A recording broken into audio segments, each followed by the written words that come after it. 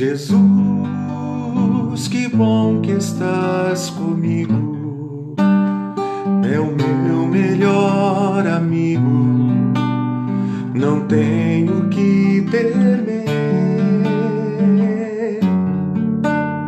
Contigo venço as barreiras, teu amor não tem fronteiras, em tua força vou vencer.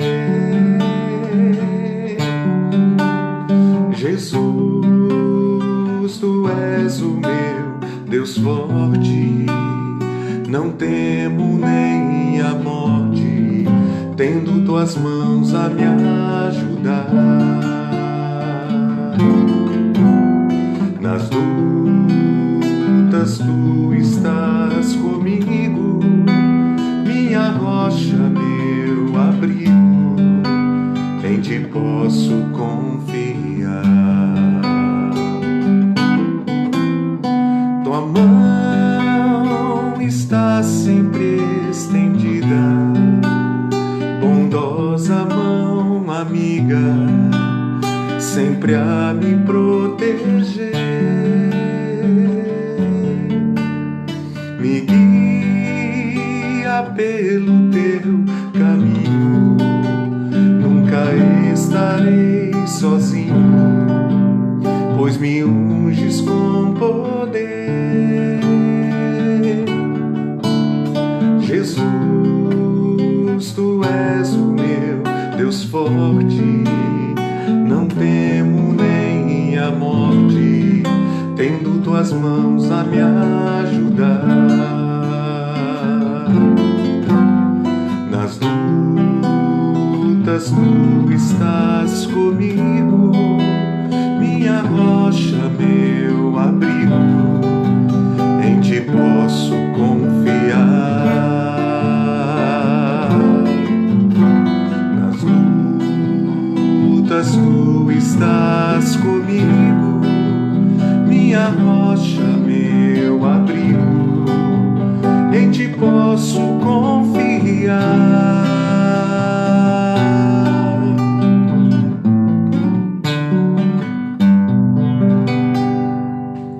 Graça e paz a todos os amados irmãos, que bom estar aqui com vocês nesse domingo, podendo compartilhar do amor de Deus, do nosso Senhor Jesus Cristo, pedindo que o Espírito Santo de Deus esteja conduzindo esse momento de adoração, de ensino da palavra do Senhor.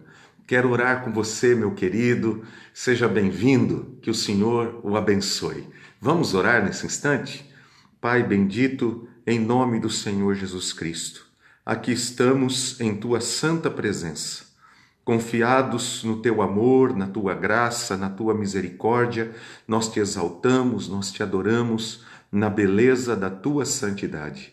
Agradecemos, Senhor meu Deus, por este tão grande amor do Senhor por nós. Nós que nada merecemos, Senhor, senão o teu juízo, senão uma condenação pelos nossos pecados. Mas te louvamos, porque em Jesus Cristo nos amaste, em Jesus Cristo nos perdoaste, em Jesus Cristo nos reconciliaste contigo, porque através da morte do Senhor Jesus, nós tivemos, Senhor meu Deus, o juízo, Senhor, que deveria cair sobre nós, caiu sobre ele, para que através da sua vida santa e perfeita, ele pudesse oferecer por nós um sacrifício santo e perfeito e de valor eterno.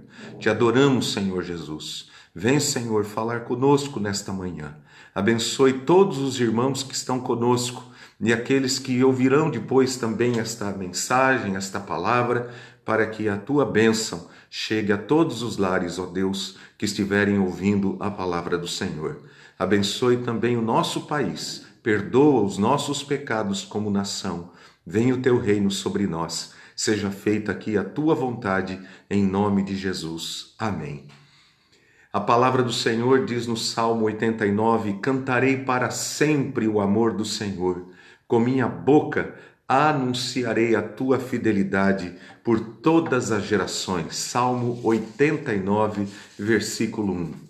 Meus queridos, como nós precisamos de Deus, como precisamos da bênção, da força, da paz do Senhor Jesus Cristo em nossos corações, principalmente nesses dias tão atribulados que nós estamos vivendo. Às vezes a nossa fé, ela é abalada, a nossa fé é atingida diretamente pelos dardos inflamados do maligno. E nós precisamos muito, muito mesmo, que o Senhor nos renove na fé. E nós podemos dizer ao Senhor: eu preciso de Ti, eu preciso de Ti. Eu tenho essa plena consciência em minha vida, o quanto eu sou fraco, o quanto eu sou falho, quanto eu preciso da graça de Jesus Cristo sobre a minha vida para viver a vida cristã que o Senhor Jesus Cristo Ele preparou para nós.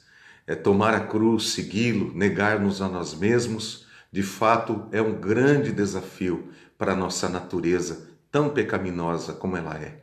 Mas nós louvamos ao Senhor, porque Ele enviou o Seu Espírito Santo para habitar em nós. E por causa do Seu Espírito que habita em nós, nós temos a certeza de que nós chegaremos até o final e um dia poderemos dizer, como o apóstolo Paulo disse no final da sua jornada: combati o bom combate, completei a carreira e guardei a fé, não pelas nossas forças, mas pela graça e pelo poder do Espírito Santo de Deus que age em nossas vidas.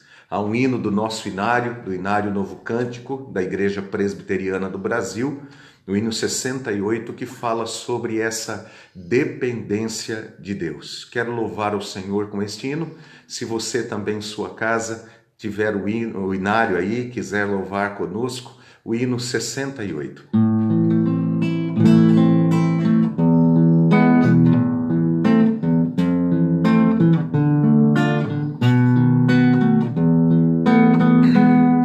Eu creio, Senhor, na divina promessa, vitória já tive nas lutas aqui. Contudo é muito certo que a gente tropeça, por isso, Senhor, eu preciso de Ti. A luz que me guia no escuro caminho, fulgura de cima do sol Criador. Contudo é possível que dela me afaste, por isso, Senhor, eu preciso de Ti. Bem sei que nas preces eu posso buscar-te, jamais dessa bênção na vida eu descri. Contudo é possível que eu dela me afaste, por isso, Senhor, eu preciso de Ti.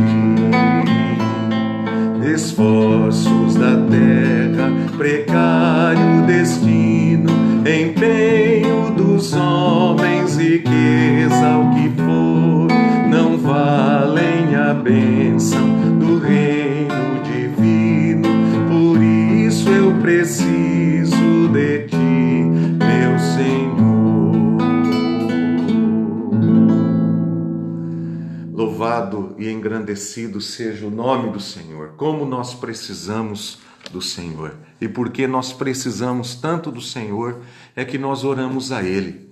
A oração, ela tem esse propósito de ser uma entrega, um derramar da nossa vida, das nossas necessidades diante do Senhor. E também na confiança dessa comunhão, desse Deus que nos ouve, que nos atende através da mediação de Jesus Cristo, é que nós chegamos ao trono do Senhor confiantemente, como diz a palavra do Senhor, certos de receber socorro em ocasião oportuna. É o que nós vamos fazer agora. Nós vamos orar ao Senhor, vamos falar com Ele, o nosso Deus Todo-Poderoso. Vamos derramar diante dEle as nossas necessidades. Quero convidar você a fazer isso agora também. Apresente diante do Senhor as suas necessidades. Embora estejamos longe uns dos outros fisicamente, mas nós estamos espiritualmente unidos agora. Por isso, coloque diante do Senhor a sua necessidade e creia, o Senhor tem cuidado de nós. Vamos orar? Pai bendito, em nome do Senhor Jesus Cristo, eu venho orar agora e apresentar as nossas necessidades diante do Senhor. A nossa necessidade física, nossa necessidade espiritual, emocional, material, Senhor. Queremos apresentar diante do Senhor os enfermos, ó Pai, e pedimos ao Senhor que o Senhor esteja abençoando a todos os que se encontram enfermos. Estende as tuas mãos, ó Pai. Quero orar em especial, ó Deus, por aquele bebê que nasceu esses dias, Senhor, tão prematuro, o Arthur. Peço pela sua vida. Peço ao Senhor, meu Deus, que o Senhor lhe conceda força, saúde, em nome de Jesus. Abençoe os médicos que estão cuidando dele, ali na UTI do Hospital da Criança, Senhor. Abençoe a sua vida, ó Senhor, e abençoe a sua mãe, que também está em recuperação, a Mabele. Tem misericórdia dela, meu Deus. Oro também, Senhor, meu Deus, para que o Senhor abençoe a nossa irmã Maria Carmen e a Natália Secato, Senhor meu Deus, que ontem, Senhor meu Deus, perderam um irmão querido, seu Antônio, que o Senhor o chamou, Pai. Abençoe toda a família do seu Antônio, trazendo consolo para esta família, em nome do Senhor Jesus Cristo. Oramos por todos aqueles que estão nos hospitais, internados, parentes, amigos, ó Deus querido, de familiares que estão nos ouvindo agora. Pedimos, Senhor, que o Senhor estenda as mãos sobre todos os enfermos em nome do Senhor Jesus Cristo. Também oramos, ó Deus, em favor, Senhor, de todos aqueles que estão desempregados no nosso país. Pedimos, Senhor, as misericórdias do Senhor sobre os desempregados, ó Pai. Que o Senhor estenda as tuas mãos sobre eles, estenda as tuas mãos, Senhor, para que nesse retorno que está tendo, Senhor, em muitos lugares de lojas, de comércio, de indústrias, ó Senhor, que o Senhor possa abrir portas de trabalho, Senhor. Pai, tem misericórdia, estende as tuas mãos sobre eles e também sobre os nossos amados irmãos que ainda não estão podendo trabalhar, Senhor, devido ao comércio e tantas outras repartições estarem sendo abertas de maneira gradativa. Tem misericórdia, Deus. Pedimos que não falte nada na casa dos teus filhos, que o Senhor venha abençoar a vida de cada um e as necessidades de cada um dos teus servos, meu Deus. Abençoe os profissionais da saúde, abençoe os profissionais da segurança pública.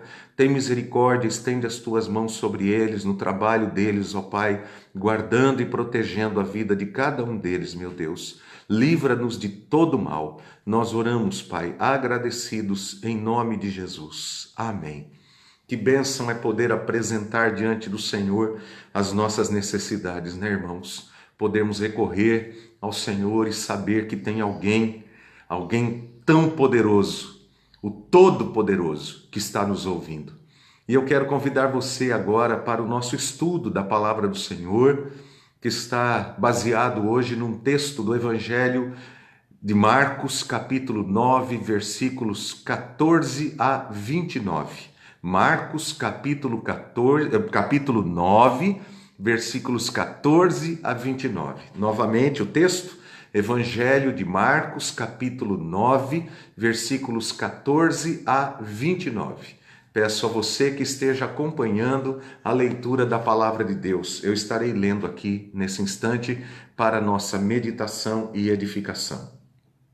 Diz então versículo 14: Quando chegaram onde estavam os outros discípulos, viram uma grande multidão ao redor deles e os mestres da lei discutindo com eles. Logo que todo o povo viu Jesus, ficou muito surpreso e correu para saudá-lo. Perguntou Jesus: O que vocês estão discutindo?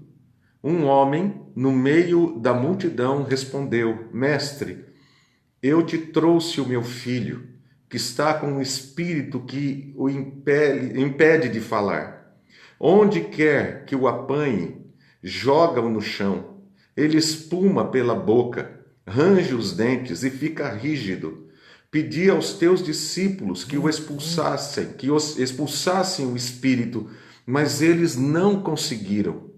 Respondeu Jesus: Ó geração incrédula, até quando estarei com vocês? Até quando terei que suportá-los? Tragam-me o menino. Então eles o trouxeram. Quando o espírito viu Jesus, imediatamente causou uma convulsão no menino. Este caiu no chão e começou a rolar, espumando pela boca. Jesus perguntou ao pai do menino: Há quanto tempo ele está assim? Desde a infância, respondeu ele.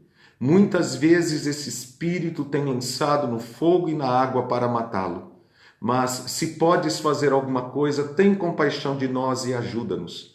Se podes, disse Jesus, tudo é possível àquele que crê. Imediatamente o pai do menino exclamou: Creio, ajuda-me a vencer a minha incredulidade. Quando Jesus viu que uma multidão estava se ajuntando, repreendeu o espírito imundo, dizendo: Espírito mudo e surdo, eu ordeno que o deixe e nunca mais entre nele. O espírito gritou, agitou-o violentamente e saiu. O menino ficou como morto, ao ponto de muitos dizerem: Ele morreu. Mas Jesus tomou-o pela mão e o levantou, e ele ficou em pé. Depois de Jesus ter entrado em casa, seus discípulos lhe perguntaram em particular: Por que não conseguimos expulsá-lo? Ele respondeu: Essa espécie só sai pela oração e pelo jejum. Que Deus abençoe a sua rica palavra. Veremos vários outros textos hoje também, durante o estudo, que servirão de apoio para a mensagem desta manhã. Queridos, essa é uma das histórias maravilhosas ocorridas durante o ministério terreno de nosso Senhor Jesus Cristo. Quando nós lemos uma história como essa, ela parece uma história inacreditável, parece um daqueles contos, porque parecia tudo tão fácil para Jesus. Enquanto tudo era difícil para os seres humanos, tudo era tão fácil para Jesus. De fato, a Bíblia apresenta Jesus como Filho de Deus. Ele é 100% homem, mas é também 100% Deus. Jesus tem em si essa dupla natureza, a natureza humana e a natureza divina. Mas Jesus não é um semideus como aqueles deuses gregos, né? Não é um Deus menor do que Deus Pai. Jesus Cristo é o próprio Deus encarnado, chamado de Emanuel, Deus conosco. Assim, a Bíblia Sagrada nos apresenta o Senhor Jesus Cristo. A vinda de Jesus teve um propósito. Até mesmo o seu nome, Jesus, que significa Salvador, indica o propósito da sua vinda. Porque Jesus Cristo veio ao mundo para salvar o seu povo dos pecados deles. Diz a palavra do Senhor em Mateus capítulo 1, versículo 21. É como quando o anjo Gabriel anunciou a Maria a respeito da vinda de Jesus. Ele diz assim, quando Maria pergunta: Como será isso? Eu não tenho relação com homem algum. E o anjo diz a Maria: Para Deus não haverá impossíveis em todas as suas promessas. Por isso, quando vemos Jesus libertando o menino de um quadro como esse, ou curando um cego de nascença, ou multiplicando 5 pães e 2 peixes e alimentando uma grande multidão, ou curando paralíticos, ou ressuscitando mortos, pode parecer-nos um conto de fadas, mas não é, porque para Deus não há impossíveis. A teologia liberal que adentrou a Europa e depois foi divulgada para todo mundo, chegou aqui no Brasil também, ela tenta explicar estas questões negando o fato dos milagres de Jesus. Eles chamam de desmitologizar, né? Tirar aquilo que parece um mito, né? Uma história, e tentar explicar de alguma outra maneira, mas para dizer que os milagres não aconteceram, de fato não aconteceram. Isso é uma grande mentira, é uma falsa teologia, e essa falsa teologia ela está impregnada por aí nos dias de hoje. Mas a Bíblia Sagrada apresenta Jesus Cristo como o Messias, o Filho de Deus, e os feitos de Jesus como sinais que comprovam a sua messianidade. e que o reino de Deus havia chegado na presença de Jesus Cristo, que é o próprio Rei, ele o Rei. Aliás, essa foi a mensagem pregada por João Batista, que foi o precursor do Senhor Jesus Cristo, quando ele dizia que o reino de Deus estava próximo. E também foi a mensagem anunciada pelo Senhor Jesus Cristo, que ele disse que o reino de Deus havia chegado. A mensagem que Jesus ordenou também que os discípulos pregassem, anunciassem: o reino de Deus está próximo, arrependam-se e creiam no Evangelho.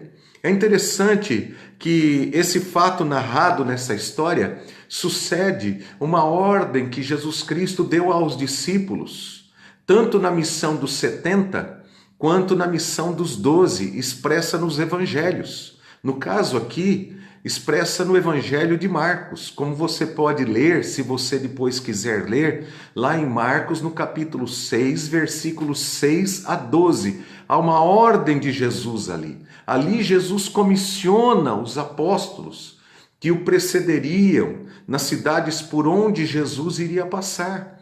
Como João Batista, que foi o precursor de Jesus, que veio anunciando a chegada de Jesus e a chegada do reino de Deus, chamando as pessoas ao arrependimento. Jesus também enviou os apóstolos naqueles dias para cidades onde Jesus iria chegar e anunciar o evangelho. Eles também o precederam com uma mensagem específica. Então eles deveriam ir de cidade em cidade anunciando a chegada do Messias. E percebam outra coisa importante, que esse fato também sucede à informação da morte de João Batista. O texto também fala sobre isso, ali, logo na sequência de Mateus capítulo 6. Ou seja, a mensagem do anúncio da vinda e da chegada do reino de Deus, anunciada primeiramente pelo último dos profetas da linhagem do Antigo Testamento, que era João Batista, é sucedida pelo envio dos apóstolos que anunciem o reino e o rei. O que isso significa para nós e por que é importante aqui, tanto no texto que nós temos diante de nós, quanto diante da realidade que vivemos hoje? Isso significa que houve uma mudança de cenário, uma mudança de cenário. A morte de João Batista e o envio dos apóstolos anuncia uma nova era. Havia chegado uma nova era. O bastão da história passava das mãos dos profetas, dos antigos profetas, para a igreja. Agora toda a igreja tem uma função profética nesse mundo. A igreja tem uma função profética porque foi dada à igreja autoridade para anunciar o evangelho do reino de Deus. Todos os crentes no Senhor Jesus Cristo têm essa função profética. Porque o que é a função profética, se não anunciar a vinda do reino de Deus, se não anunciar que o reino de Deus já chegou na pessoa de Jesus Cristo, e a igreja, ela está aqui para anunciar e para sinalizar esta verdade, que o reino de Deus já está presente. A igreja não é o reino de Deus, mas é um sinal de que o reino de Deus chegou e se instalou nesse mundo, e que anuncia também que o rei voltará, porque Jesus Cristo voltará para buscar a sua igreja. Todas as autoridades de Israel questionavam com que autoridade, por exemplo, João Batista realizava o seu ministério. A comissão de João Batista vinha do próprio Deus, que o escolheu para ser o precursor de Jesus Cristo, e ele foi anunciado, inclusive, no Antigo Testamento, a vinda de João Batista. Por isso, João Batista, quando pregava, ele falava na autoridade do próprio Deus, movido pelo Espírito Santo, como os profetas do Antigo Testamento o fizeram. Como diz o próprio Evangelho de João, no capítulo 1, que vai falar sobre João Batista, que João Batista não era luz, mas ele veio para que desse testemunho da luz. Com esse propósito, João Batista veio. Em Marcos, no capítulo 6, versículo 6, diz que Jesus deu autoridade aos apóstolos para fazerem o que Jesus lhes ordenou em nome de Jesus. Quer dizer que, assim como João Batista foi comissionado por Deus para dar testemunho da luz, para anunciar a vinda do Messias, a vinda de Jesus, Jesus agora comissiona os discípulos para que de cidade em cidade os discípulos anunciassem a chegada do reino de Deus através da vinda de Jesus Cristo que estava ali presente naqueles dias. Em Mateus, no capítulo 28, versículos 18 a 20, nós temos aquele texto famoso que é chamado de Grande Comissão. Na Grande Comissão, onde Jesus Cristo diz assim: ide por todo mundo, anunciai o Evangelho, ensinando a guardar tudo o que vos tenho ordenado, Jesus Cristo também disse: toda autoridade me foi dada no céu e na terra. Ide, portanto. Ali essa é a grande comissão, mas observe que essa grande comissão agora ela é ampliada. Ela começou com os profetas, até João Batista. De João Batista o bastão foi passado para os apóstolos. E dos apóstolos agora ela é ampliada para toda a igreja. A igreja é comissionada a anunciar o evangelho de Jesus Cristo, a vinda de Jesus Cristo, o evangelho do Senhor. A igreja, queridos irmãos, ela está edificada sobre o fundamento dos apóstolos e dos profetas, disse o apóstolo Paulo em Efésios no capítulo 2, verso 20. A igreja está fundamentada, edificada sobre esse fundamento do ensino dos apóstolos e dos profetas. E é no compromisso com Cristo e no ensino dos apóstolos que a igreja cumpre a sua missão no mundo, de ser luz neste mundo. Jesus Cristo disse em Mateus 5,14, falando diretamente aos seus discípulos, à sua igreja: vocês são a luz do mundo. Então, qual é a missão da igreja? Olhando para a missão de João Batista, olhando para a missão dos apóstolos, qual é a missão da igreja hoje? A missão da igreja hoje é proclamar o reino de Deus. Proclamar o reino de Deus e a sua justiça. É proclamar que o reino de Deus já está presente, que Deus está dando uma oportunidade aos homens para que se arrependam dos seus pecados, porque o rei voltará, o rei virá e ele acertará contas, ele trará o juízo no final de tudo. Então a igreja está aqui com o principal propósito de proclamar o reino e de ensinar os valores do reino de Deus àqueles que creem no Evangelho e que adotam, então, o ensino de Jesus Cristo, se tornando discípulos de Jesus Cristo e espalharem-se pelo mundo para que sejam a luz do Senhor se espalhando pelo mundo. Onde um cristão, onde um discípulo de Jesus Cristo, onde alguém que nasceu de novo estiver, ali precisa estar alguém que é um sinal do reino de Deus no meio daquelas pessoas, anunciando o reino de Deus, anunciando os valores do reino de Deus, anunciando a justiça de Deus e anunciando que o Rei Jesus Cristo voltará. Então, a missão da igreja é tanto ser luz, ou seja, manifestar através de sua vida, de sua conduta, de seus valores, o seu compromisso com Cristo, porque a igreja, preste atenção nisso, a igreja não tem luz própria. Nós não temos luz própria. A nossa luz, ela é um reflexo do nosso compromisso com Jesus Cristo e com o seu reino. Se a igreja está conectada, está ligada, ali a Cristo, ela manifesta a luz, ou Cristo manifesta sua luz através da igreja, porque a verdadeira luz é Jesus Cristo. Ele é a luz. E a igreja emana, reflete a luz que vem do seu compromisso com Cristo. Então, uma igreja comprometida com Cristo, com o reino de Deus, com os valores do reino de Deus, ela será um reflexo da luz de Jesus Cristo, a levar essa luz em todos os lugares onde ela estiver. Então, quando a igreja leva a luz aos homens, ela proclama a mensagem do Evangelho. João capítulo 1, versículo 5 está escrito: a luz brilha nas trevas, e as trevas não a derrotaram. Está falando sobre a vinda de Jesus, que a luz de Jesus Cristo veio para esse mundo em trevas. Olha só, o mundo não tem luz. O mundo precisou da vinda de Jesus Cristo.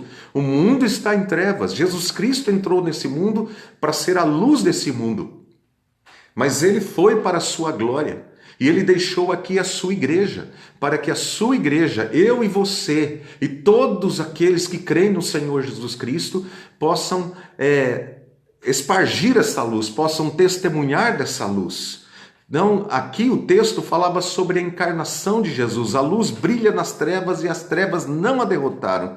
Então, a encarnação de Jesus Cristo, a vinda de Jesus Cristo, do Filho de Deus a este mundo, trouxe luz para este mundo. Só Jesus Cristo e só aqueles que estão em Cristo podem ser luz para este mundo. Isso é importante demais. A filosofia não é uma luz para este mundo. As ideologias construídas pelo pensamento humano, por mais maravilhosas que possam ser ao intelecto humano, elas não podem trazer luz. Só o Evangelho de Cristo, essa luz veio de fora, meus irmãos. No mundo não existe luz. Não existe luz neste mundo. Essa luz teve que vir de fora para este mundo, teve que vir de Deus para este mundo, teve que deixar a sua glória para entrar nesse mundo. Não existe luz neste mundo, esse mundo precisa de luz. Esse mundo está em trevas, ele jaz em trevas. E Jesus Cristo veio para ser luz. E somente a igreja pode ser luz para este mundo, quando a igreja está comprometida. Não é por ser, tem um nome lá de igreja. Não é isso daí, não é porque tem uma denominação com o nome lá de igreja tal, que é de fato uma igreja do Senhor Jesus Cristo. Para que sejamos igreja, nós precisamos estar comprometidos com o reino de Deus e com o Rei Jesus Cristo. Precisamos nascer de novo da água e do Espírito. Isso quer dizer que para a igreja também poder cumprir a sua missão no mundo, assim como Cristo que veio a este mundo e cumpriu a sua missão, a igreja precisa proclamar a mensagem que a ela foi destinada a pregar e a viver. A pregar e a viver. Ou seja, a igreja precisa ser diferente do mundo, tanto em sua missão quanto em sua essência de vida. É como nos ensinou o apóstolo Paulo em 2 Coríntios capítulo 6, verso 14. Ele diz: não existe comunhão entre luz e trevas. A igreja, ela está no mundo, mas ela não pode ser igual ao mundo. A igreja precisa ser distinta desse mundo. É como luz e trevas. A igreja é tão diferente desse mundo, o cristão é tão diferente desse mundo, que é como luz e trevas, coisas que não se combinam, não tem como combinar. Paulo vai dizer em Efésios, no capítulo 5, versículo 8, ele diz assim para os crentes de Éfeso: outrora vocês eram trevas, mas agora são luz no Senhor. Preste atenção nisso. No momento em que Cristo entra em nossa vida, momento em que o Espírito Santo, ele produz o novo nascimento em nossa vida, nós deixamos de ser trevas e passamos a ser luz. E por sermos luz, nós somos diferentes então do mundo. Como vivem os filhos da luz? Preste atenção, o próprio apóstolo Paulo responde em Efésios 5, continuando o texto, versículo 8 a 10, ele diz assim: vivam como filhos da luz, pois o fruto da luz consiste em toda bondade, justiça e verdade, e aprendam a discernir o que é agradável ao Senhor. Vou ler novamente, Efésios 5, de 8 a 10. Vivam como filhos da luz, pois o fruto da luz consiste em toda bondade, justiça e verdade. Preste atenção. Como que esta luz está sendo transmitida? Ela está sendo transmitida através dos atos da igreja, da vida da igreja, através da bondade, da justiça e da verdade. E mais, ele diz, aprendam a discernir o que é agradável ao Senhor. Ou seja, os filhos da luz, eles têm discernimento. Eles conseguem ter discernimento, por quê? Isso não é uma coisa deles, porque o Espírito Santo de Deus habita neles. E por causa do compromisso que eles têm com a palavra de Deus. Então a palavra de Deus se torna a sua regra de fé e de prática. Então, quando ele compara o que está acontecendo no mundo, as escrituras sagradas, o Espírito Santo ajuda a discernir a verdade, onde está a verdade, onde está o mal. Enfim, o Espírito Santo de Deus é que leva o discípulo de Jesus, o Filho de Deus, a discernir o que é luz e o que é trevas. Qual é o parâmetro, então? A vontade do Senhor. A palavra de Deus é o parâmetro para que nós possamos discernir. Então, Paulo, ele continua no capítulo 5, verso 11 de Efésios. Ele diz assim: não participem das obras infrutíferas das trevas. Preste atenção. Não participem das obras infrutíferas das trevas. Antes, exponham-nas à luz. Nós não só não devemos participar das obras das trevas, mas nós também devemos lançar luz onde as trevas estão, para que elas sejam expostas. E ele continua dizendo, porque aquilo que eles fazem em oculto, até mencionar é vergonhoso. Aquilo que eles fazem em oculto. Quem faz em oculto? Aqueles que estão nas trevas. Aqueles que estão nas trevas, o que eles fazem em oculto, até mencionar é vergonhoso. E ele continua. Tudo no versículo 11, Efésios 5:11. Mas tudo o que é exposto pela luz torna-se visível, pois a luz torna visíveis todas as coisas. Então, quando a luz do Evangelho de Cristo, a luz da bondade, da justiça e da verdade, brilham, são lançadas sobre o mal, onde estão as trevas ficam expostas, o mal fica evidente, e o mal, ele não é condenado pelo mundo, o mal, ele é discernido pela luz do Evangelho do Senhor Jesus Cristo. É o Evangelho que mostra o que é o mal, não é o mundo que mostra o que é o mal, porque o mundo está no mal, preste atenção, o mundo está nas trevas, então é o Evangelho, é a palavra de Deus que vai mostrar o que é o mal. O que será que Paulo quer dizer aqui com obras infrutíferas das trevas? É importante a gente entender isso, porque pode ficar vago, né? Pode ser um conceito abstrato para nós. O que é obras infrutíferas das trevas?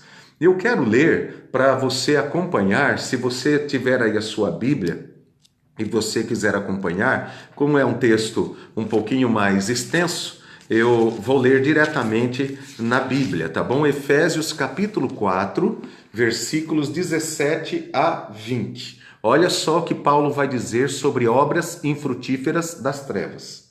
Assim eu lhes digo, e no Senhor insisto, que não vivam mais como gentios, que vivem na inutilidade dos seus pensamentos. Pensamentos inúteis, são obras das trevas. Eles estão obscurecidos. Olha só a expressão usada por Paulo. Eles estão obscurecidos no entendimento. Isso quer dizer que as trevas estão dentro da mente deles. Eles estão obscurecidos no entendimento e separados da vida de Deus. Por isso não pensam como Deus, por causa da ignorância em questão, devido ao endurecimento do seu coração. Tendo perdido toda a sensibilidade, eles se entregaram à depravação, cometendo com avidez toda espécie de impureza. Olha só, depravação, impureza, isso tem a ver com questões morais. Daí ele vai dizer ainda no versículo 20: todavia não foi isso que vocês aprenderam de Cristo. O crente não pode viver, quem está na luz não pode viver na imoralidade. Quem está na luz deve julgar todas as coisas mediante a luz de Cristo que está na sua mente e no seu coração.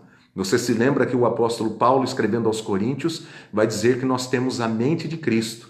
Nós temos capacidade de discernir entre o mal e o bem. Aí Paulo continua dizendo em Efésios capítulo 4, versículos 25 a 31. Portanto, cada um de vocês deve abandonar a mentira e falar a verdade ao seu próximo, pois todos somos membros de um mesmo corpo. Quando vocês ficarem irados, não pequem, apaziguem a sua ira antes que o sol se ponha, e não deem lugar ao diabo. O que furtava, não furte mais.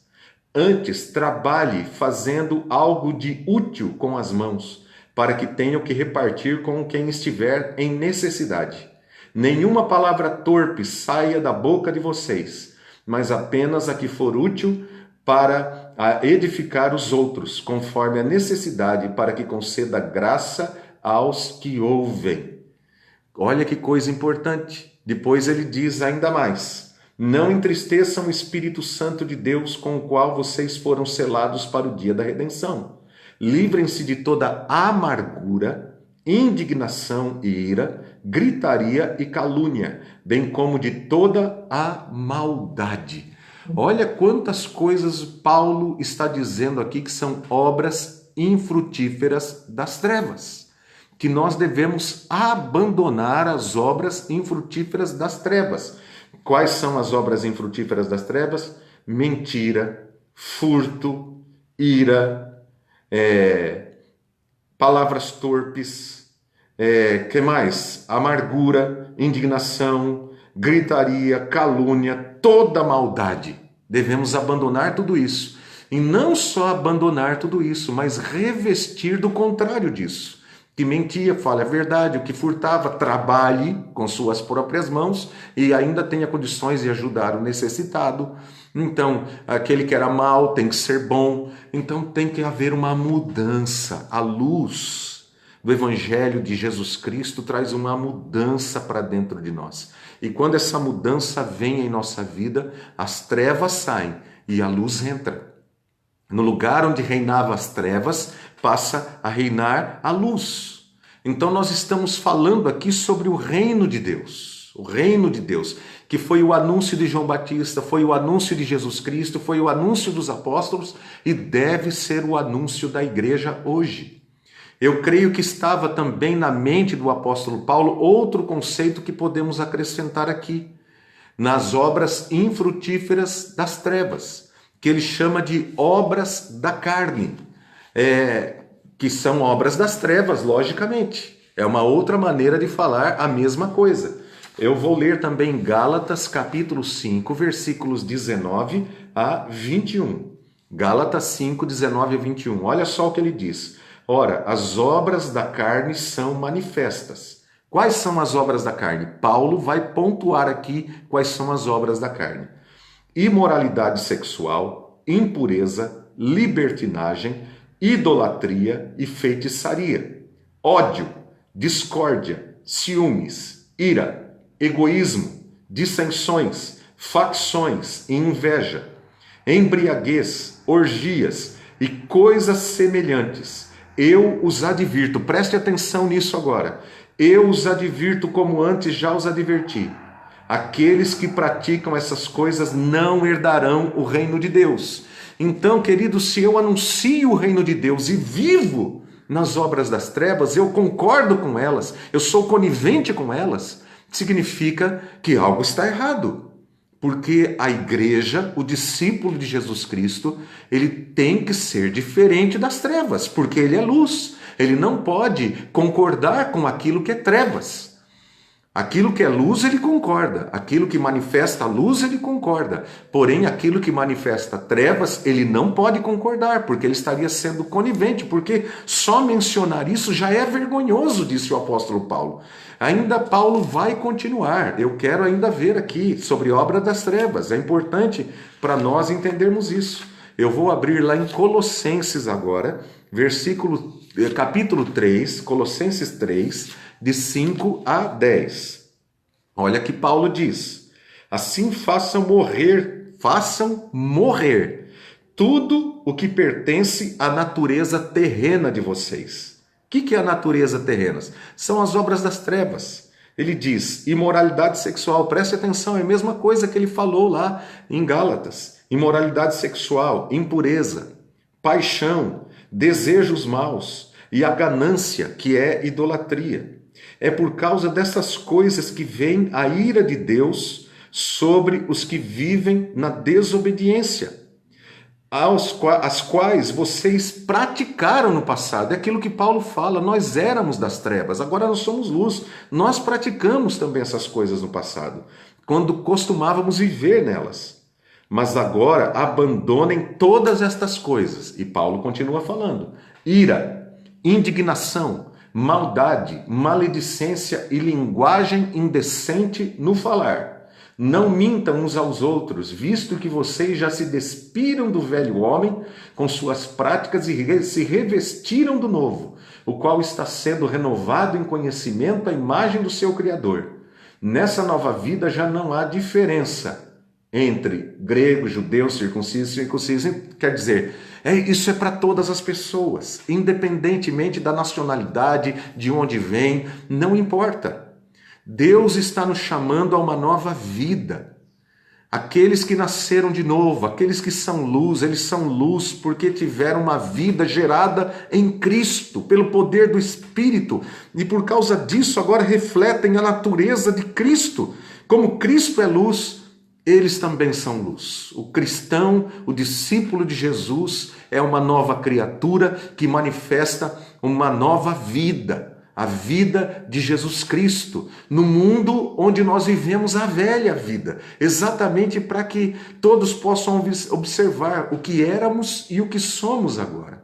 Percebam então que para que a igreja possa ter autoridade para anunciar o reino de Deus, para confrontar e derrotar as trevas, a igreja precisa ser luz, precisa ser diferente do mundo, tanto em essência, quer dizer, no estilo de vida, no comportamento, quanto em sua missão, naquilo que ela fala, naquilo que ela proclama.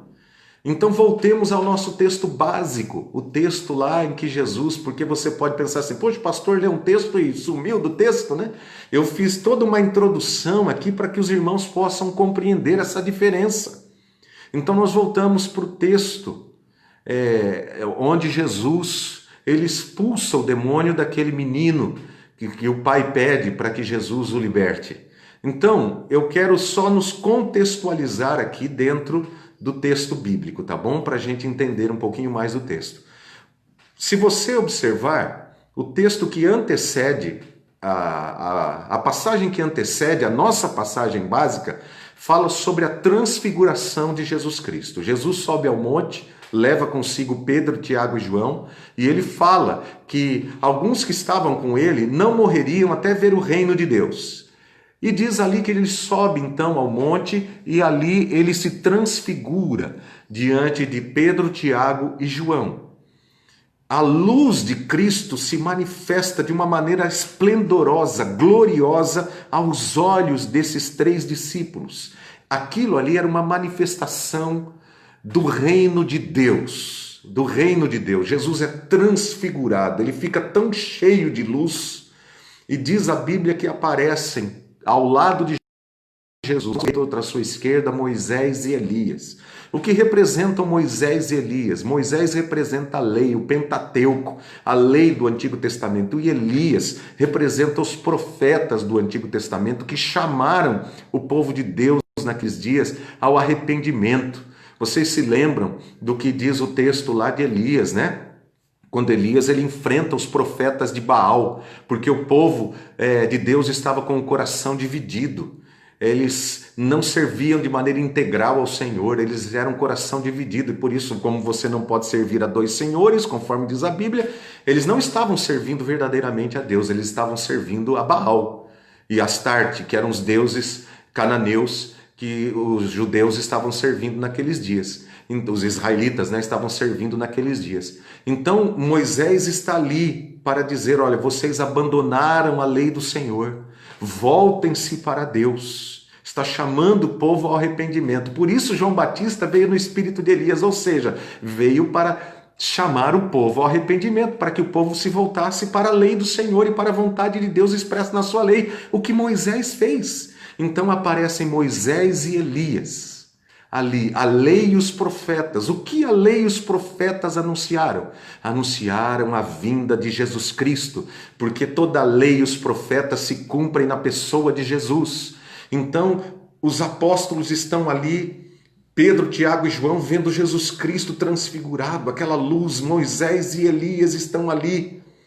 E de repente vem uma voz do céu, a voz de Deus Pai, e diz: esse é o meu filho amado, a ele ouvi. Por quê? Porque em Jesus Cristo a lei e os profetas se cumprem. Ele é o cumprimento, o fim da lei é Cristo para a justiça de todo aquele que crê. Então a igreja deve se voltar para Cristo, e a igreja deve anunciar a Cristo, porque Jesus Cristo é o cumprimento da lei dos profetas. E de repente Moisés e Elias somem, só fica Jesus e os apóstolos, e eles descem lá do monte. Então, e quando eles descem lá do monte, né, o que acontece quando eles descem do monte? Pedro, Tiago, João e Jesus descem do monte. Eles encontram os demais apóstolos, todos os 9 apóstolos que ficaram lá embaixo, discutindo com os mestres da lei. Agora preste atenção nisso, como isso é importante para nós. Aqui é um ponto básico para o nosso entendimento dessa lição. A pergunta é: o que será que eles discutiam com os mestres da lei? Será que era sobre o reino de Deus que eles estavam falando? Lembre-se que essa foi a missão que foi dada por Jesus quando eles foram enviados de 2 em 2, lá do capítulo 6, que nós já falamos, do capítulo 6 de Marcos. Será que eles estavam discutindo como eles poderiam se unir para cumprir a missão? Será que era isso? Como ajudar aquela gente escravizada e adoecida, chamando-os ao arrependimento? Será que era isso? Não, meus irmãos. Infelizmente não era isso que eles discutiam com os mestres da lei. Nós temos uma pista aqui no próprio texto, uma pista aqui, versículos 33 e 34. Se você puder observar aí comigo, na sua Bíblia, olha só o que eles discutiam. E chegaram a Cafarnaum. Quando ele estava em casa, perguntou-lhes: o que vocês estavam discutindo no caminho? Olha aí. Mas eles guardaram silêncio, porque no caminho haviam discutido sobre quem era o maior. Olha só o que eles estavam discutindo, e discutindo também tanto entre si, quanto discutindo com os mestres da lei. Quem era o maior entre eles? Então, quando alguém clamou por ajuda, e eles deveriam estar ali prontos para ajudar, eles não puderam fazer nada. Quando o pai do menino chegou com o menino, apresentando a situação grave, as trevas que dominavam aquele menino, eles não puderam ser luz, porque eles estavam nas trevas também.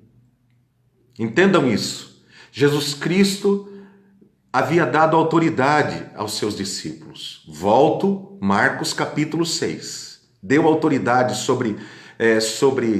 para curar enfermidades, para expulsar demônios, para pregar o reino de Deus. Agora chega alguém ali que estava possesso e eles não conseguem fazer nada. Então, eles já haviam ajudado outras pessoas em lugares onde eles passaram, mas agora eles falharam. E eles falharam por quê? Eles falharam, queridos irmãos, porque eles haviam perdido o foco. Eles estavam preocupados com assuntos e coisas que não os identificavam com Cristo, com a luz, mas identificavam aqueles discípulos com as trevas. Eles estavam preocupados com quem era mais importante. Quem eram os verdadeiros servos de Deus? Os mestres da lei ou eles? Quem eram os verdadeiros representantes de Deus na terra? Os mestres da lei ou eles? E quem era o maior entre eles? Eles estavam mostrando pelos seus atos que nenhum dos dois estavam agindo como representantes de Deus. Os mestres da lei, porque já haviam sido desaprovados por Jesus. Jesus já havia dito no Sermão do Monte: ouvistes o que foi dito, eu porém vos digo, mostrando que os mestres da lei não eram representantes mais de Deus, porque eles não tinham eles mesmos compromisso com a lei do Senhor. Jesus veio para cumprir toda a lei do Senhor. Eu não vim para revogar a lei, eu vim para cumpri-la. Mateus 5,17. Jesus veio comprometidamente com a lei.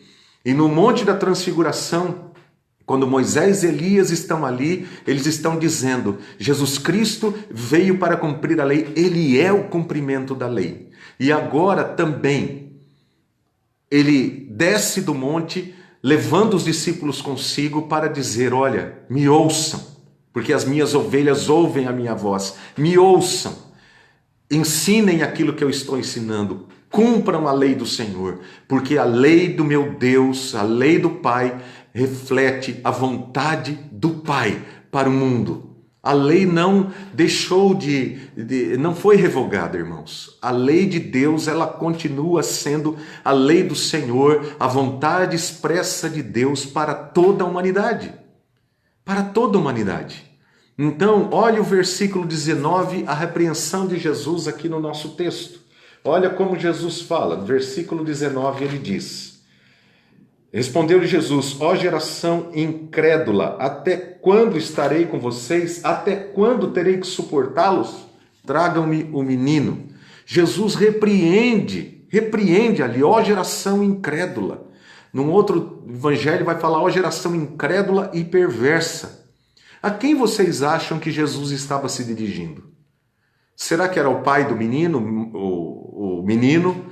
Talvez as pessoas que estivessem ali? Não, se você observar, a multidão estava longe. A multidão começa a se aproximar quando Jesus vai curar o menino. Então, a quem Jesus está se dirigindo? Jesus está se dirigindo aos seus discípulos. Por que eu digo isso? Porque Jesus chama os discípulos de geração incrédula. Porque Jesus separou aqueles homens do mundo. Jesus os escolheu e os chamou para serem seus representantes, para que eles fossem diferentes do mundo, na maneira de ser, de pensar e de agir do mundo. Mas agora, bastou ele sair um pouco, ele foi lá para o monte com os outros discípulos, com Pedro, Tiago e João, e deixou-os sozinho por pouco tempo. E lá estavam eles, agindo e falando como pessoas do mundo. E enquanto agiam e falavam daquela maneira, discutindo quem era o maior entre eles, as pessoas que precisavam deles estavam sendo deixadas de lado. De fato, nada podiam fazer por aquelas pessoas necessitadas que estavam nas trevas. Pois quando pessoas que se dizem de Deus falam e agem como pessoas do mundo, o mundo a quem elas foram enviadas para serem luz, em lugar de receber luz, recebe ainda mais trevas. Preste atenção nisso. Isso é muito sério, irmãos, quando cristãos individualmente e igrejas coletivamente abandonam seu compromisso com Cristo e com o reino de Deus, com a pregação do evangelho e a vida que esse evangelho produz e requer, esse cristão e essa igreja se torna tão perversa e tão incrédula quanto o mundo no meio da qual ela está. Ela deixa de representar a Cristo, ainda que fale dele, pois ela está comprometida com a mesma maneira de ser e de pensar do mundo. Cristo não tem compromisso nenhum com essa pessoa e com essa igreja. Portanto, carecem de autoridade para fazer diferença na vida das pessoas. E pior, por usar indevidamente o nome de Cristo em lugar de promover libertação, em lugar de promover transformação e mudança, leva o mundo a blasfemar contra o nome de nosso Senhor Jesus Cristo. Isso é muito triste, pois muitas vezes nós não aprendemos com os erros do passado, porque foi exatamente isso que aconteceu com o povo judeu e o apóstolo Paulo denunciou em Romanos, lá na carta de Paulo aos Romanos. Eu vou ler aqui na minha Bíblia também, se você puder acompanhar aí na sua, em Romanos no capítulo 2, Romanos 2, 17 a 24. Olha o que o apóstolo Paulo vai trazer aqui para nós. Ora, Você leva o nome de judeu, apoia-se na lei e orgulha-se de Deus. Você conhece a vontade de Deus e aprova o que é superior porque é instruído pela lei. Você está convencido de que é guia de cegos, luz para os que estão em trevas, instrutor de insensatos, mestre de crianças, porque tem na lei a expressão do conhecimento e da verdade. E então, você que ensina os outros não ensina a si mesmo? Você que prega contra o furto, furta? Você que diz que não se deve adulterar, adultera? Você que detesta ídolos, rouba-lhes os templos? Você que se orgulha da lei, desonra a Deus desobedecendo a lei? Pois como está escrito, o nome de Deus é blasfemado entre os gentios por causa de vocês. Olha que coisa séria que o apóstolo Paulo está dizendo, e observe que ele fala das obras das trevas. Lembra que eu li em Efésios no capítulo 4? O que furtava não furte mais. E o que Paulo fala aqui? Você prega que não deve furtar e furta. Ou seja, a pregação da igreja é a mesma pregação dos judeus do passado, é a lei de Deus. Porém, os judeus falharam em ser luz para o mundo. Queridos irmãos, se nós não formos diferentes do mundo na nossa maneira de ser, de agir e de pensar e de falar, nós seremos tão desqualificados quanto eles foram. Por isso que quando Cristo veio, eles negaram a Jesus, eles rejeitaram a Jesus, porque eles não conseguiram discernir a vontade de Deus. Se nós não estamos na luz, nós não conseguimos discernir a vontade de Deus e nós podemos estar, de alguma maneira, rejeitando as manifestações do Evangelho de Jesus Cristo, a vontade de Deus para esse mundo. Lembremos do que disse Jesus em Mateus 5,13. Vocês são sal da terra, é uma palavra para a igreja, depois de dizer que a igreja é a luz do mundo. Aliás, antes de dizer que a igreja é a luz do mundo. Vocês são sal da terra, mas se o sal perder o seu sabor, como restaurá-lo? Não servirá para nada, exceto para ser jogado fora e pisado pelos homens. Quando a igreja, ou quando o cristão deixa de cumprir a sua missão, através da sua vida e da proclamação do Evangelho, do seu testemunho de vida, com a bondade, com a justiça e com a verdade, o cristão deixa de manifestar a luz, deixa de ser sal, e o nome do Senhor é blasfemado entre os gentios, ou seja, entre as pessoas do mundo, por causa daquele que deixou de fazer a vontade de Deus. Mas saiba, Deus tem um nome a zelar. Ele mostrou isso no passado. Lá em Ezequiel, eu vou ler aqui também. Olha quantos textos a gente está trazendo hoje, né? Ezequiel capítulo 36. Ezequiel capítulo 36, versículos 16 a 23. Por favor, preste atenção. De novo a palavra do Senhor veio a mim dizendo: Filho do homem, quando os israelitas moravam em sua própria terra, eles a contaminaram com a sua conduta e com as suas ações. Sua conduta era, à minha vista, como a impureza menstrual de uma mulher. Por essa razão, derramei sobre eles a minha ira, porque eles derramaram sangue na terra e porque se contaminaram com seus ídolos. Eu os dispersei entre as nações e eles foram espalhados entre os povos. Eu os julguei de acordo com a conduta e as ações deles. E por onde andaram entre as nações, eles profanaram meu santo nome, pois se dizia a respeito deles: esse povo é o povo do Senhor, mas assim mesmo teve que sair da terra que o Senhor lhes deu. Tive consideração pelo meu santo nome, o qual a nação de Israel profanou entre as nações para onde tinha ido. Olha só o que Deus está dizendo, que quando o povo de Deus, pela sua conduta, pelas suas ações, ele não leva a sério o seu compromisso com Deus, ele deixa de representar ao Senhor com autoridade, ele deixa de ter autoridade para representar ao Senhor, ainda que seja povo de Deus, não é capaz de ser luz onde ele estiver, de confrontar as obras das trevas. Então ele é absorvido pelas trevas, ele é absorvido pelo mundo. Mas o Senhor tem um nome a zelar. Um nome a zelar, e Deus reivindicará a santidade do seu nome. Quando nos dias de Elias, aliás, no dia de Eli, que foi sumo sacerdote em Israel, 1 Samuel capítulo 1, os seus filhos, Ófni e Finéias, eram os sacerdotes. Eles deveriam pastorear o povo de Deus. Mas diz a Bíblia que eles eram homens imorais e desrespeitavam a lei do Senhor. Então o que eles fizeram? Eles convocaram o povo do Senhor para uma batalha contra os filisteus, que eram os inimigos de Israel. Mas eles estavam vivendo nas trevas, o povo de Israel. Os próprios líderes da nação estavam vivendo nas trevas porque não tinham compromisso com a lei de Deus. Mas eles trouxeram a Arca da Aliança para o meio do arraial do Senhor. E ali louvaram, e dançaram, e cantaram. Os filisteus ficaram até com medo. Mas os israelitas acharam que com aquela atitude de trazer a Arca da Aliança no meio ali, que era um símbolo da presença de Deus, eles derrotariam o inimigo, mas se enganaram.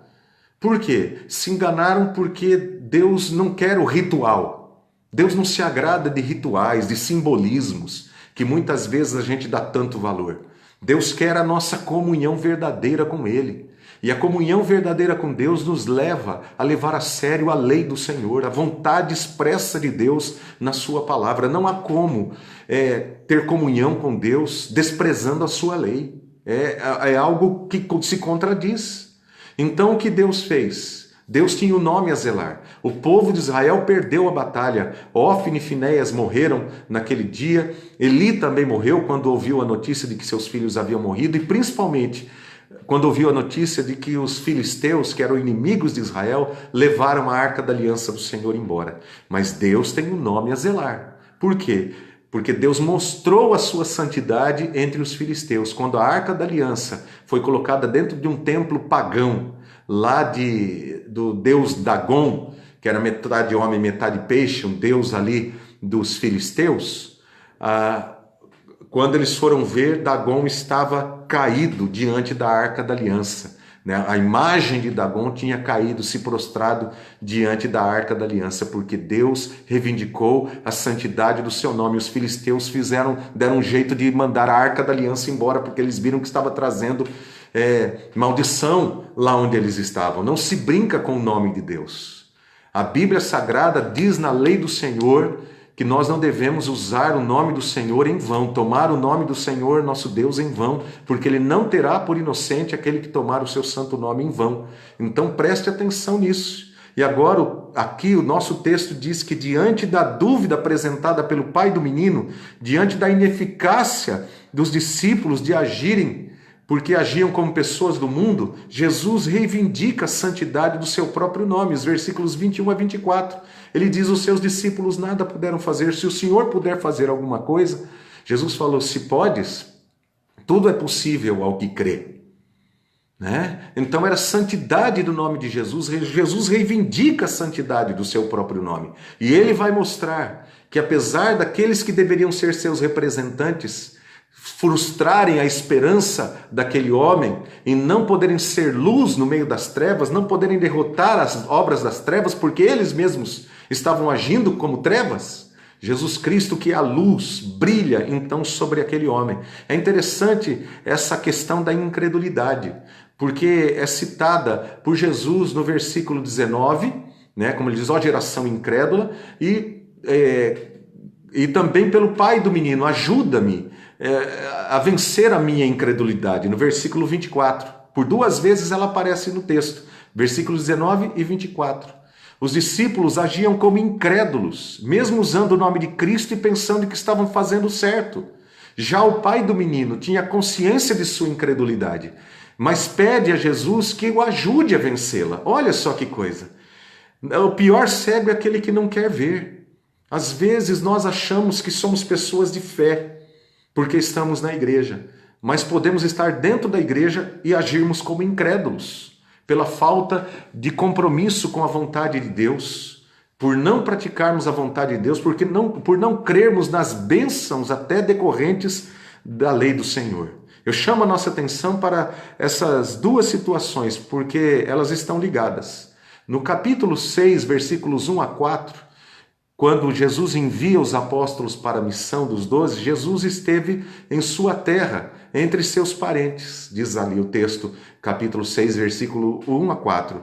E a Bíblia diz que Jesus não pôde realizar nenhum milagre ali entre os seus parentes, entre os seus familiares, devido à incredulidade deles. Olha só, mais uma vez a questão da incredulidade.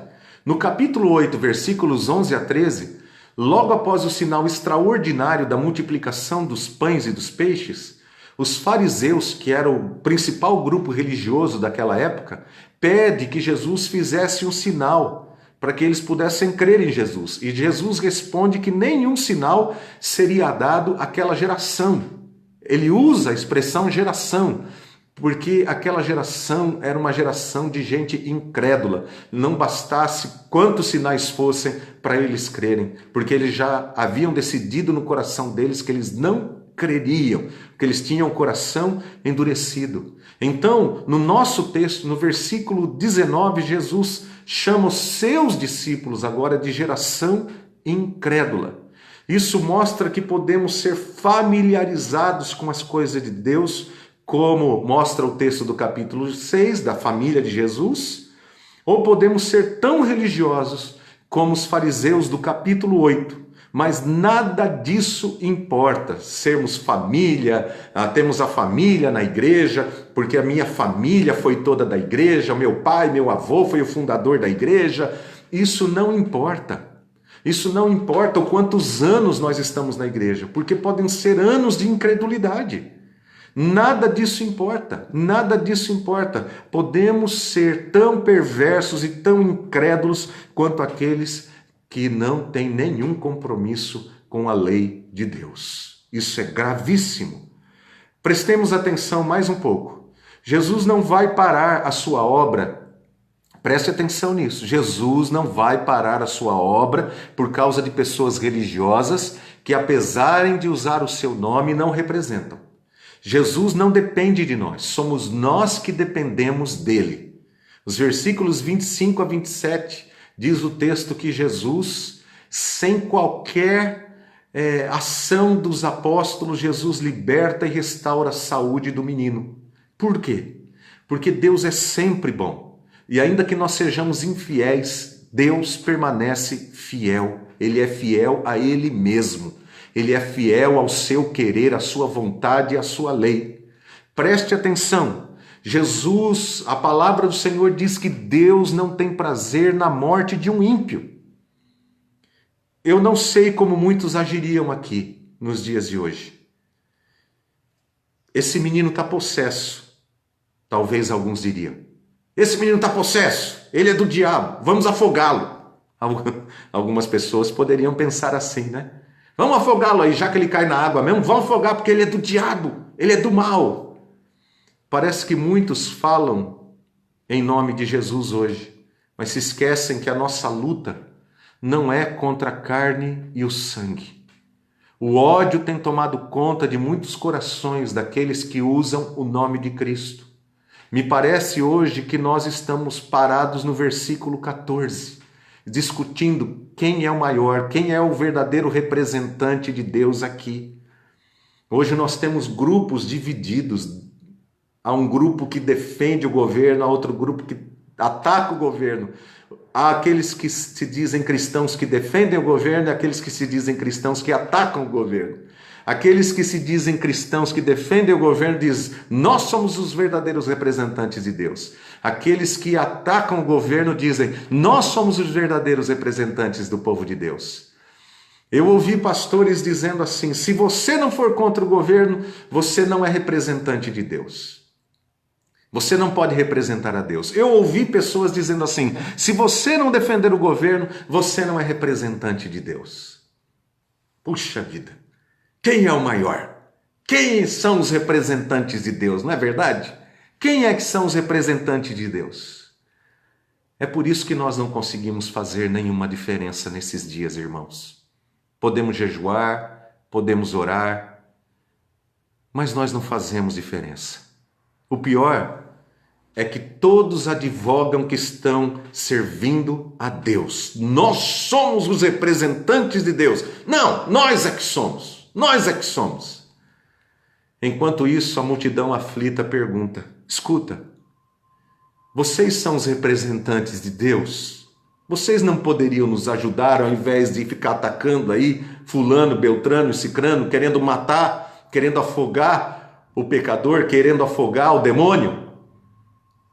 Por favor, nos tragam alguma esperança, alguma palavra, alguma ajuda.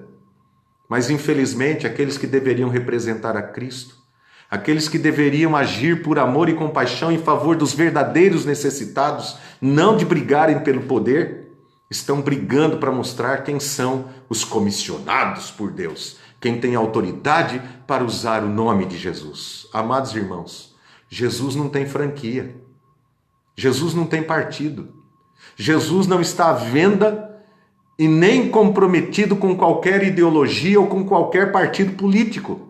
Jesus é o Filho de Deus, seu reino não é desse mundo, e se quisermos servi-lo, temos que ouvi-lo. Esse é o meu Filho amado, a ele ouvi, é a ele que nós devemos seguir. É Jesus Cristo que deu a sua vida por nós na cruz do Calvário, ele pagou o preço pela nossa salvação, ele veio para salvar o seu povo dos pecados deles. Ele veio para salvar, para formar a sua igreja. E as suas ovelhas ouvirão a sua voz. O mundo não dará crédito à obra de Jesus. O mundo se voltará contra a verdadeira igreja.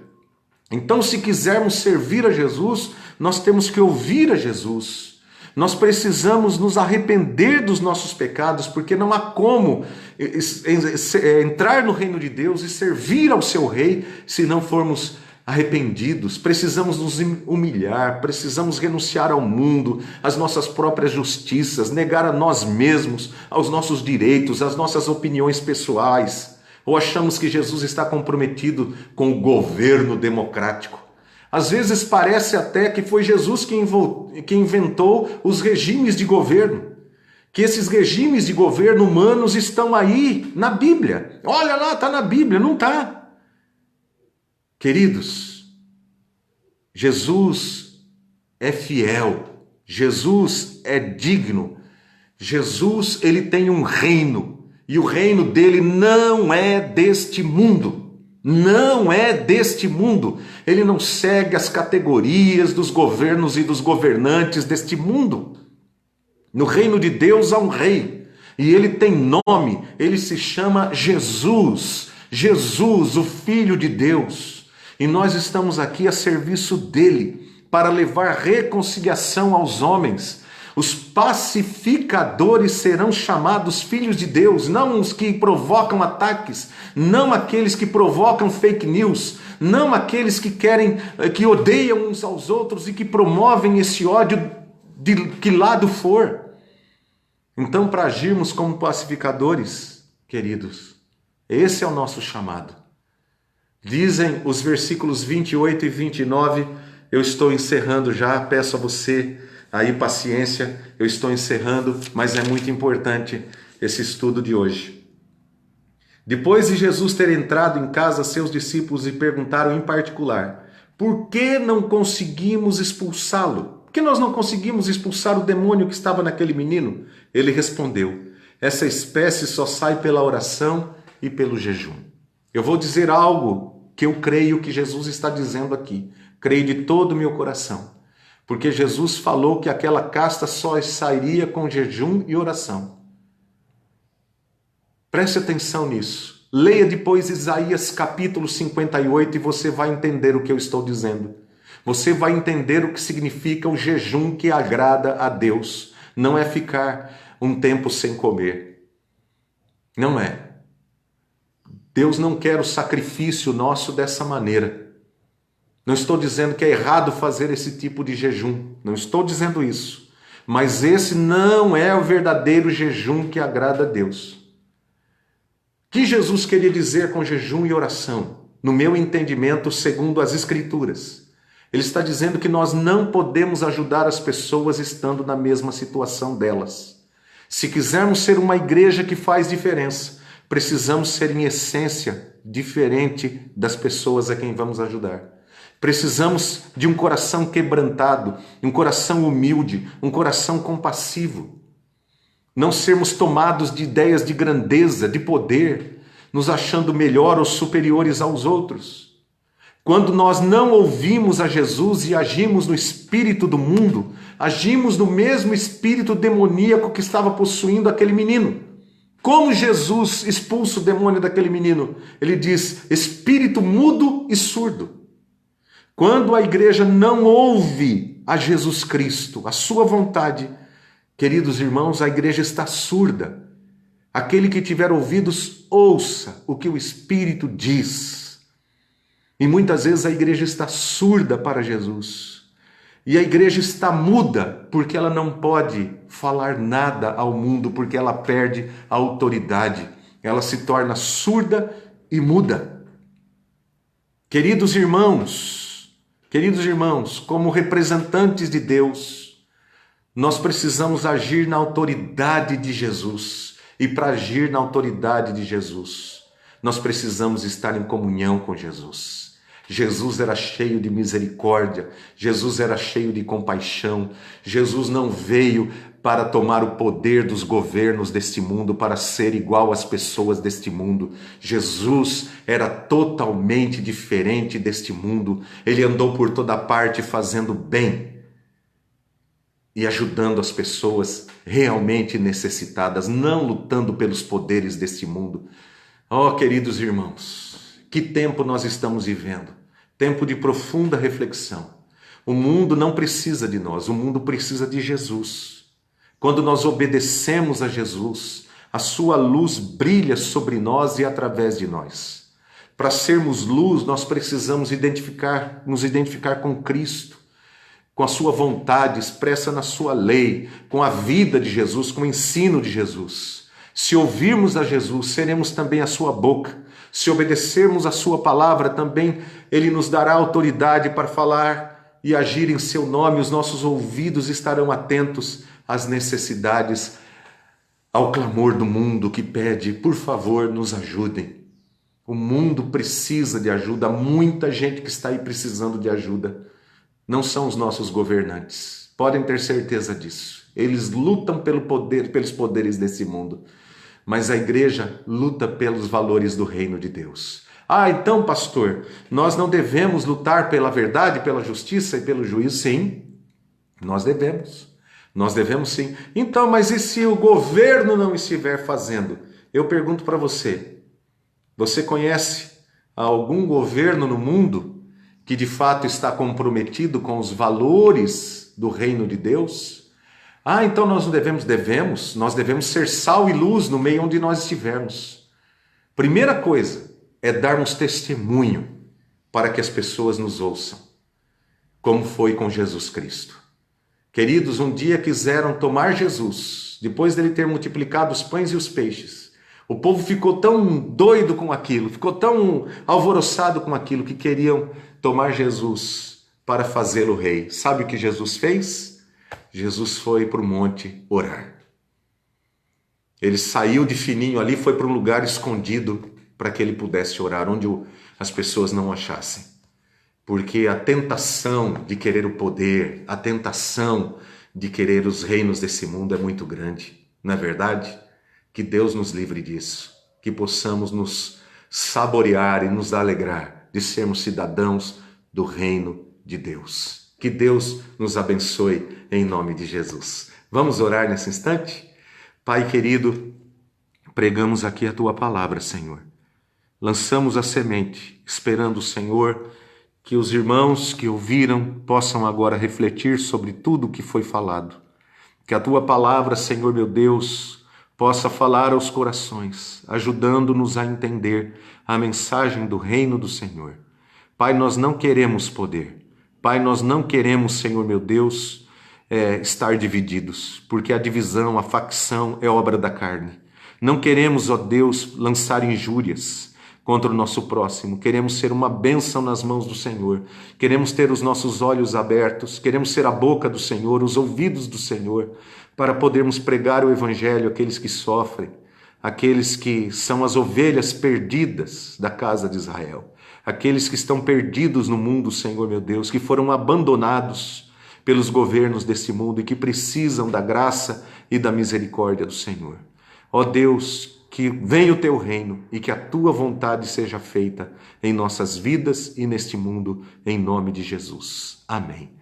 Queridos, que Deus os abençoe. Quero convidá-los para hoje à noite, nosso culto, às 7 horas da noite, na segunda igreja presbiteriana de São José do Rio Preto. Quero convidar você para estar conosco, tá bom? Ouvindo também a mensagem do Senhor.